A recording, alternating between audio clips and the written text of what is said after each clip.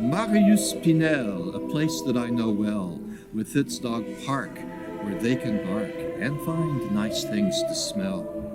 Old folks think it cool to play a game of boule. Children on swings pretend they have wings when they go there from school. Its kiosk is round and does odd things to sound. It roars and rings, growls and sings, an effect that will astound. Unlike the kiosk sound, the dirt from Pinel's ground doesn't stay there, but goes everywhere, traveling the whole world round. A kind of proselytizing that really is surprising. The business is done in the spirit of fun. They call it Pinelizing.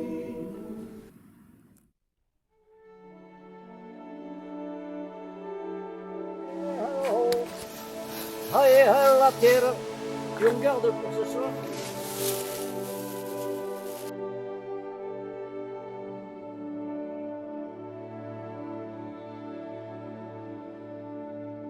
Alors la place Pinel, pour moi, c'est une très longue histoire, parce que j'ai habité longtemps dans ce quartier, à peu près avec mes parents, et il se trouve que j'ai raté le permis de conduire place Pinel quand j'avais environ 18 ans. Mais je ne savais pas vraiment que c'était la place Pinel, c'était juste un lieu d'échec pour le permis de conduire. Puis, à l'âge de 35 ans, je suis à peu près revenu habiter dans ce quartier-là, et j'ai cheminé dans le quartier de la place Pinel jusqu'au moment où un personnage que je connaissais, qui s'intéressait beaucoup à l'art contemporain, m'a parlé de la place Pinel en me disant « voilà un lieu très important ». Mais pour lui, c'était une blague.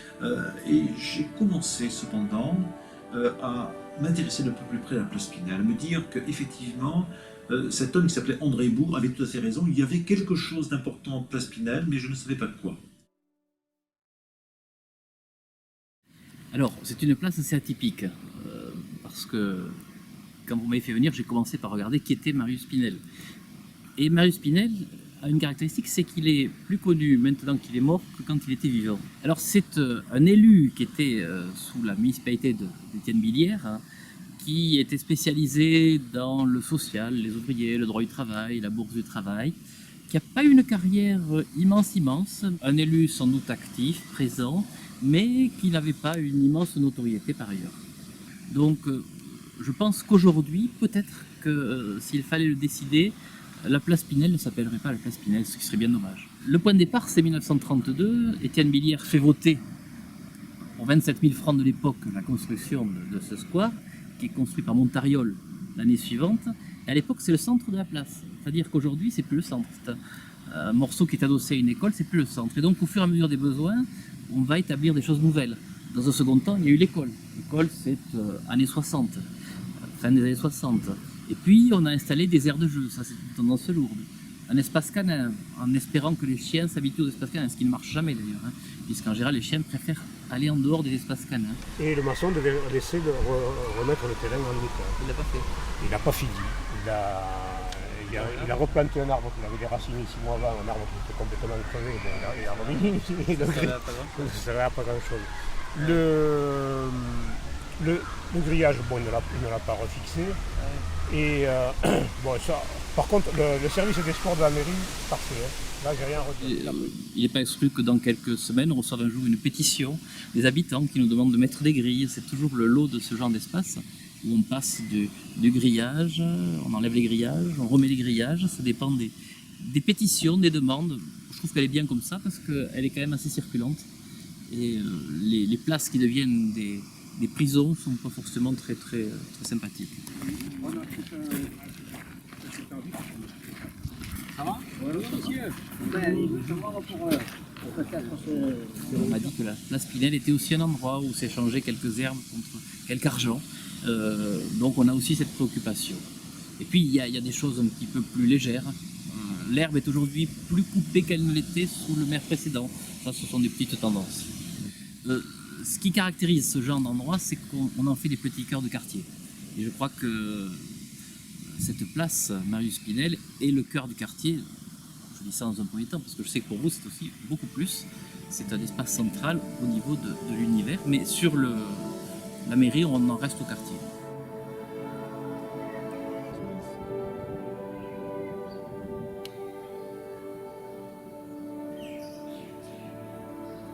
Alors j'ai posé mes valises place Pinel il y a 18 ans maintenant.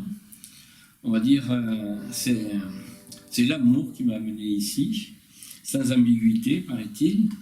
Et quand j'ai pénétré le monde de la place Pinel, et bien depuis, je ne suis plus parti. Cela dit, je suis toulousain, je suis né à la clinique des Teinturiers, et comme beaucoup des Toulousains, cette place, je l'ai découvert sans pour cela savoir que c'était la place Pinel, parce que je crois qu'on y passe tous un jour ou l'autre, en voiture, en vélo, à pied, et on ne regarde pas forcément la plaque, mais on a beaucoup, par exemple, de nos amis, quand ils viennent dîner, quand on leur dit place Pinel, ils nous demandent des précisions pour arriver. Quand ils arrivent ici, mais oui, je connais cette place. Voilà, donc c'est quand même un lieu assez connu des Toulousains malgré tout. Et ce kiosque m'a intrigué quand je suis arrivé ici. Et donc, je me suis mis au cœur de ce kiosque, voir un petit peu ce qu'elle pouvait donner. Et j'étais surpris de savoir que le son que je balançais me retombait à la verticale sur mon crâne. C'est là que le son est étonnant. C'est là que le son est Je peux essayer en chantant. On va partir sur un morceau connu, c'est quand Debat's ma fenestro a un hausero totulane canto sa canzo. C'est une expérience unique parce que on entend des subtilités de son qui ne sont que très rarement perçues ailleurs. J'ai chanté tout doucement le sécanto et j'avais des retours de subtilité qui étaient vraiment assez rares parce que chanter le sécanto doucement et avoir un tel retour de son, c'est assez rare. Évidemment, sous le kiosque, il y a un espace vide. Donc il y a beaucoup de choses, par exemple ça qui sort. Un bâton. Alors, on le prend. Il y a un autre parapluie, il y a quelque chose. Voilà. Alors c'est par là. On peut voir. Deux parapluies. Bien éclairé. Oh, ça résonne, il y a un grand espace vide que je vais te montrer en faisant une photo. Voilà. Et dans cet espace vide, qu'est-ce qu'on voit? Eh bien des bouteilles, des vieilles choses comme ça. Et au milieu, voilà, un parapluie noir renversé. C'est étonnant. Voilà les choses qu'on Comment ils ont voit, fait pour voilà. ouvrir? Voilà. Bon, allons au kiosque.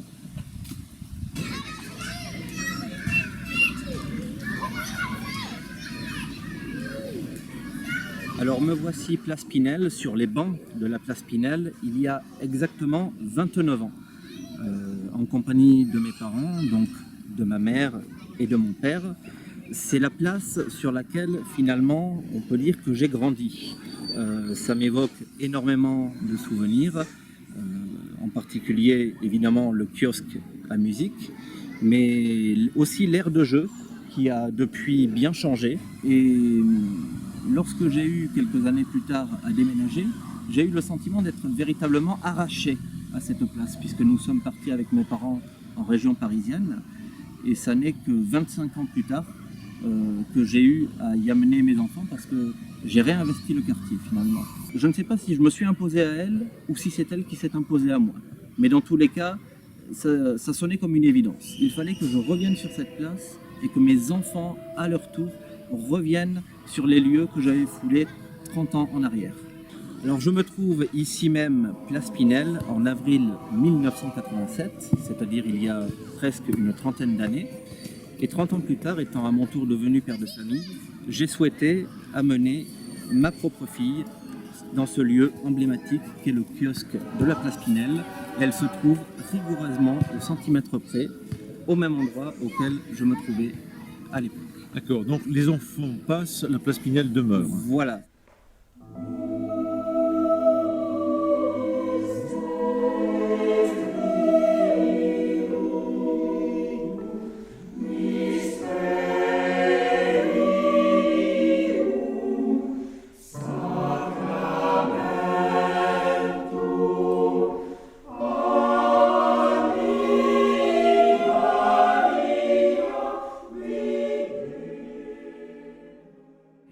Depuis un immeuble, Place Pinel, je domine les situations. Je vois la colline Jolimont, la colonne de l'Observatoire, la ville de Toulouse, sous ce ciel aujourd'hui un peu gris, un peu mélancolique. Mais surtout, je me plais à regarder les joueurs de pétanque qui mettent des cercles fluorescents jaunes à partir desquels ils tirent vers le cochonnet. La place Pinel a pris place vraiment dans l'histoire de Toulouse quand elle est entrée dans la revue des Toulousains de Toulouse, qui s'appelle La Outa, revue qui a à peu près un siècle d'âge et qui publie constamment des articles sur l'histoire de Toulouse. Voici quelques numéros de La Outa. J'ai quant à moi publié dans un numéro d'avril 2011 un article assez important qui essayait de traiter du mystère du parapluie et qui avait pour titre « Le mystère du parapluie, contribution à l'inachevable étude de la place Marius Pinel ». Je révélais ainsi à la communauté historique toulousaine les problèmes principaux que pose la présence du parapluie dans le kiosque de Jean Montariol tel que nous l'avions découvert. Nous projetions dans la place Pinel depuis 2 ou 3 ans. J'ai senti une sorte d'épuisement et une sorte presque de dépression par rapport à ce travail-là, comme si, au fond, j'avais cette fâcheuse impression, ce goût amer que la place Pinel était recouverte par tous les désirs, les fantasmes, tout ce que nous y projetions les uns et les autres, et qu'au fond, nous étions dans un jeu un peu gratuit. Et je me souviens très bien de ce moment-là où j'ai perdu la foi dans la place Marius Pinel. Et un samedi, nous devions nous retrouver, Yves et moi, pour préparer une émission avec France 3 qui voulait filmer quelque chose sur la place Marius Pinel. J'étais pas très enthousiaste, j'avais l'impression d'être dans le réchauffé, dans quelque chose qui n'était pas vrai, qui n'agissait pas, qui n'était plus qu'une représentation, une imitation. Et tout d'un coup, la place Marius Pinel nous a parlé. Nous sommes là en présence d'une grande découverte. Cette entrée ouvre sur le tombeau du parapluie qu'avec le spécialiste Sébastien Lespinasse et moi-même, nous avons mis à jour grâce à un appareil photographique dans la nuit du vendredi et samedi 8 octobre 2005. Nous avons vu apparaître un grand parapluie de couleur noire, ouvert et renversé vers le ciel. Alors aussitôt, mais comment se fait-il qu'il y ait un parapluie ouvert et renversé au centre de la place Pinel? Aussitôt, plusieurs hypothèses se sont formulées en nous-mêmes. Est-ce que ce n'était pas Montariol lui-même, qu'en 1933, a installé dans le kiosque ce parapluie ouvert et renversé? Et on s'est dit, peut-être bien, ce kiosque est-il le tombeau du parapluie? Il y avait là comme un signe mystérieux, ou pas mystérieux du tout, de la présence de quelque chose. Alors évidemment, le parapluie, c'est une forme passionnante, parce que dans les aventures de Winnie l'ourson, par exemple, il y a un immense orage, et pour se protéger de l'effet d'un immense orage, Winnie l'ourson ouvre un grand parapluie et s'embarque avec ses copains dans le parapluie à travers le monde. Donc on comprend que le parapluie renversé, c'est à la fois un outil de salut, mais aussi le départ des grandes aventures, bien entendu, dans le monde. Et ça pointe évidemment vers le berceau de Moïse, vous savez, qui se trouve dans le Nil et qui permet effectivement l'histoire biblique, puisque Moïse est sauvé grâce à ce berceau renversé.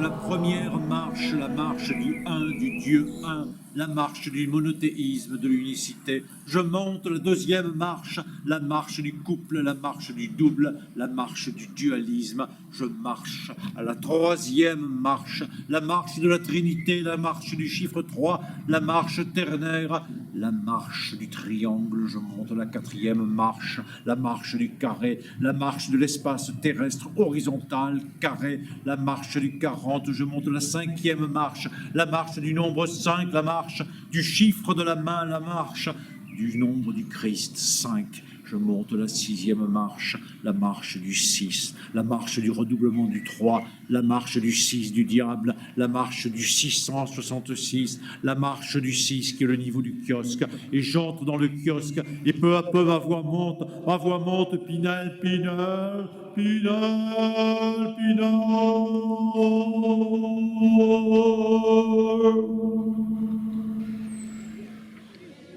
Ce kiosque est un kiosque à musique qui apparemment peut fonctionner, mais qui en réalité ne fonctionne pas. Ou parce qu'il ne fonctionne pas, fonctionne très bien, voire trop bien. Il excède les possibilités de tout kiosque, justement parce qu'il est inférieur aux possibilités de tout kiosque. Si je me mets dans ce kiosque, au centre, ma voix résonne indéfiniment. J'ai l'impression d'être dans une sorte d'effet d'Arsène. En effet, ma voix va résonner sur le haut du kiosque, qui est une surface concave. Cette surface concave va renvoyer ma voix sur le sol du kiosque, qui lui-même est un voile de béton vide par-dessous. Ce voile de béton va se mettre en vibration, et vibrant comme un tympan, il va renvoyer le son vers la voûte du kiosque, qui va le renvoyer vers mes pieds, qui va le renvoyer vers la voûte du kiosque, et ceci indéfiniment. De sorte que nous avons là un effet étonnant, que les enfants et les chiens aiment bien expérimenter, qui est une sorte de résonance de la voix à l'intérieur du kiosque, qui à la fois séduit énormément ceux qui expérimentent ce phénomène, mais qui interdit aux musiciens de projeter vers l'extérieur de la musique, puisque ce qu'ils entendent à l'intérieur du kiosque n'est pas du tout ce que les spectateurs tout autour du kiosque entendraient. Ainsi donc, ce kiosque permet de renvoyer la musique à l'intérieur de lui-même, mais pas de l'éjecter effectivement à l'extérieur. C'est un kiosque qui n'est pas un kiosque d'expression, mais un kiosque d'impression. Là, dans le kiosque de la place Pinel, sur cette colonne, il y avait un tag dans ce grand carré. Je salue l'action des municipalités successives qui, dans un souci de nettoyage, de purification, ont supprimé les tags successifs qui ont recouvert ce carré blanc, rendant à la virginité l'espace de l'absence de tout tag. Alors ce tag est là depuis environ 6 mois et nous l'étudions avec beaucoup de sérieux dans l'Astrée. On y voit apparaître en partie supérieure un jeune homme chevelu avec un bandanas qui est une riposte contre le voile islamique, en train d'allumer quelque chose qui ne saurait être